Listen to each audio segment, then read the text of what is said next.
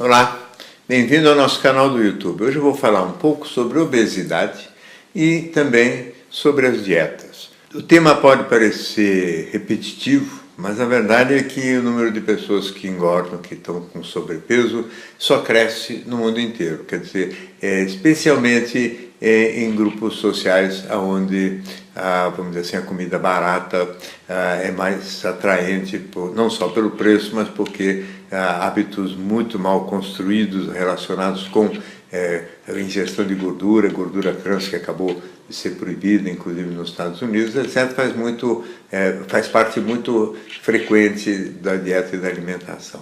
A verdade é que a obesidade, que é um sobrepeso acima de 10% do peso ideal, ela corresponde a um distúrbio biopsicossocial, ou seja, existe nas pessoas obesas uma certa predisposição familiar, uma certa tendência a um metabolismo talvez um pouco mais baixo, ou a um tipo de preferência alimentar, talvez natural ou inata mesmo, que é uma base biológica que de alguma maneira a gente pode tentar interferir através de algum tipo de medicação ou através talvez da estimulação, principalmente da atividade física, na qual o indivíduo possa gastar ou queimar um pouco mais de calorias. O lado psico da obesidade também é muito relevante, porque ele tem a ver quase sempre com história de vida, com o fato de que a boca acaba se transformando para muitas pessoas numa fonte importante de aconchego, atenuador da sensação de vazio e de desamparo, desde pequenininho, quando a mãe, vamos dizer assim, para ou não está em condições de dar atenção para a criança ou de dar o peito para a criança, coloca a chupeta na boca. A chupeta é naturalmente alguma coisa que vai atenuar essa sensação desconfortável, porque a criança sugando parece que ela se sente mais segura e protegida. E de alguma maneira muito pouca gente consegue ao longo da vida não ter nada na boca, nem bala, nem cigarro, nem o dedo depois, nem coisa nenhuma. Quer dizer, é muito forte vamos dizer assim, a boca como um instrumento atenuador de sensação de desamparo e de sensação de incompletude e de vazio, que muitas vezes se manifesta como um buraco no estômago, parecido com a sensação de fome mesmo. E é preciso distinguir isso bem claramente para que a pessoa não corra o risco de comer para aliviar essa sensação, o que na hora pode até acontecer, especialmente com doces e chocolate, só que depois vem um quadro depressivo que aumenta a sensação em função da tristeza de ter engordado demais, não é?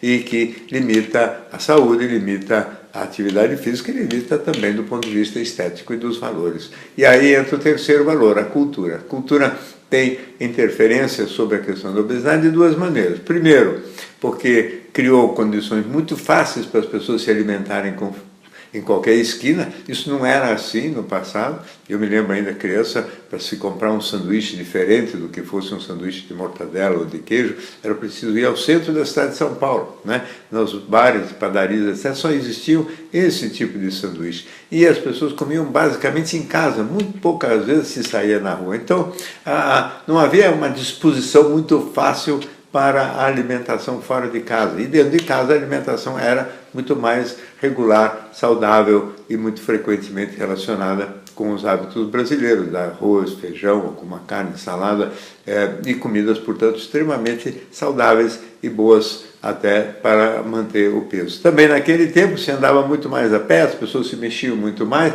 do que hoje, onde muita gente tem carro, muita gente tem acesso a transporte coletivo com pouca locomoção física, né? Antigamente as pessoas andavam muito, andavam de bonde, ficavam pendurados num bonde, tudo isso é exercício, tudo isso é atividade, que hoje tentam a muitas pessoas suprir através de academias ou de atividades, vamos dizer assim, lúdicas de fim de semana. Na realidade, a cultura também naquele tempo valorizava um certo sobrepeso, um peso a mais, que era um sinal até de ter uma pessoa que tem atividade mais intelectual, ter uma condição financeira melhor, porque a maior parte das pessoas tinha trabalho braçal, e o trabalho braçal gastava muito caloria, então a média da população era magra, e então existia até para os homens aquela ideia da barriguinha, da prosperidade, era uma coisa até chique. Hoje inverteu tudo, o valor hoje é a magreza e culturalmente existe essa superexposição a tudo que é alimento, fácil de acesso imediato em qualquer esquina,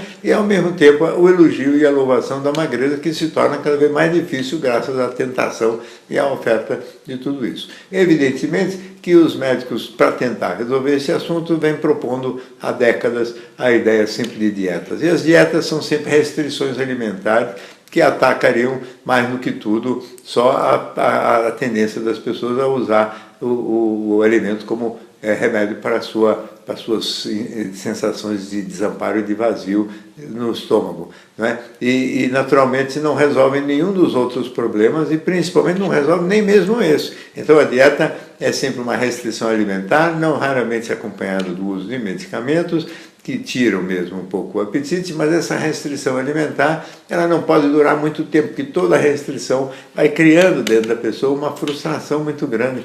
Toda proibição aumenta o desejo. Então a restrição alimentar, na realidade, vai aumentando a compulsão alimentar. Essa é que é a verdade. E, portanto, dieta para emagrecer é o que não funciona. O que funciona é o indivíduo entender o mecanismo como um todo, entender que existe a necessidade de um processo de reeducação alimentar, e isso é lento, que isso é difícil, que isso é trabalhoso, mas que realmente a pessoa precisa aprender a comer comidas saudáveis e nutritivas, precisa se exercitar, precisa refazer toda a sua relação com o ato de se alimentar, precisa talvez aprender a comer devagarinho, talvez seja o mais difícil de tudo, aprender a comer coisas que passam bem para a saúde e não coisas obrigatoriamente só gostosas. E, portanto, toda uma série de estratagemas para mudar hábitos e estilo de vida e de alimentação. Essa é a única forma, e a paciência para aguentar que o processo seja lento, progressivo e gradual. É a única forma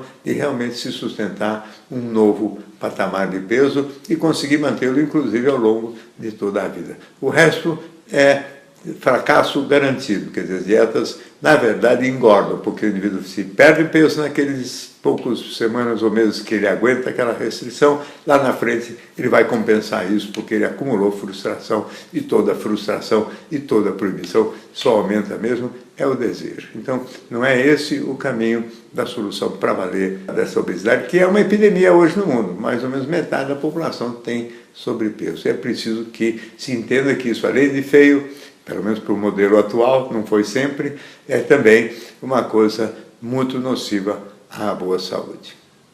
Muito bem, essa é mais uma participação aqui no nosso canal do YouTube. Se você gosta, inscreva-se. Quase toda semana temos novidade por aqui.